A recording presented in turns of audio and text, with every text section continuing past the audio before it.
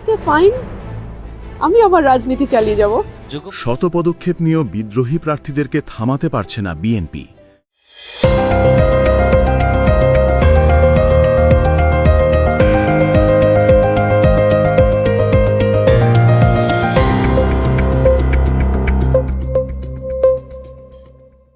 নির্বাচনের মাঠে যেন এক মহাদুর্যোগের মুখোমুখি দেশের অন্যতম বৃহত্তম এই রাজনৈতিক দলটি।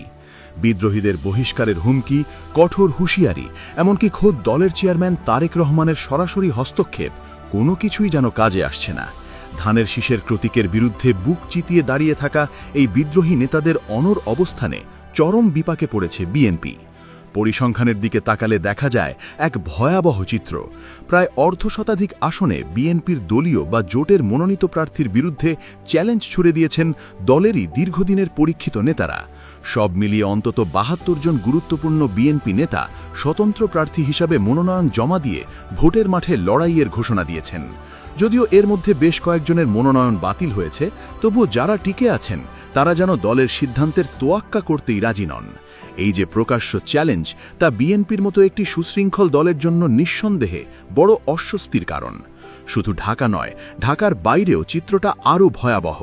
পটুয়াখালীর ছাত্রদলের সাবেক সভাপতি হাসান মামুনের কথাই ধরা যাক। তিনি পটুয়াখালী ৩ আসনে মনোনয়ন বঞ্চিত হয়ে বিদ্রোহী প্রার্থী হয়েছেন। দল তাকে বাগে আনার জন্য ঢাকায় ডেকেছিল, কিন্তু তিনি তার সিদ্ধান্তে অটল। ব্রাহ্মণবাড়িয়ার পরিস্থিতিও তথৈবচ। সেখানে ৬টি আসনে বিদ্রোহ দমনে বিশেষ উদ্যোগ নিয়েছিল কেন্দ্র, কিন্তু একমাত্র আব্দুল খালেক ছাড়া আর কেউই কেন্দ্রের ডাকে সাড়া দেননি। বাকিরা এখনও নিজ নিজ অবস্থানে অনড়।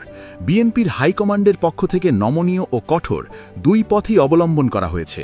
একদিকে দলের জ্যেষ্ঠ নেতারা বিদ্রোহীদের সাথে আলোচনা চালিয়ে যাচ্ছেন, তাদের ভবিষ্যতে মূল্যায়নের প্রতিশ্রুতি দিচ্ছেন। অন্যদিকে খালেদা জিয়ার প্রয়াণের দিনেও ৯ জন নেতাকে বহিষ্কার করে কঠোর বার্তা দেওয়া হয়েছে। কিন্তু আশ্চর্যের বিষয় হল, বহিষ্কারাদেশ বা ভবিষ্যৎ পদপদবীর লোভ কোনোটি এই মুহূর্তে বিদ্রোহীদেরকে টলাতে পারছে না। এই গৃহদাহের মূল কারণ হিসাবে উঠে আসছে জোটের রাজনীতি। বিএনপির তৃণমূলের নেতারা জোটের শরিক দলের প্রার্থীদের মেনে নিতে পারছেন না। তারা মনে করছেন, যাদের কোনো জনভিত্তি নেই, কেবল জোটের দোহাই দিয়ে তাদের হাতে ধানের শীষ তুলে দেওয়া হচ্ছে। আর এই সুযোগেই নিজ দলের হেভিওয়েট নেতারা স্বতন্ত্র প্রার্থী হয়ে দাঁড়িয়ে যাচ্ছেন। বিএনপির স্থায়ী কমিটির সদস্য আমির খসরু মাহমুদ চৌধুরী অবশ্য এখনও আশাবাদী। তিনি বলছেন, রাজনীতিতে শেষ কথা বলে কিছু নেই। ২০ জানুয়ারির আগে অনেক সমীকরণ বদলে যেতে পারে।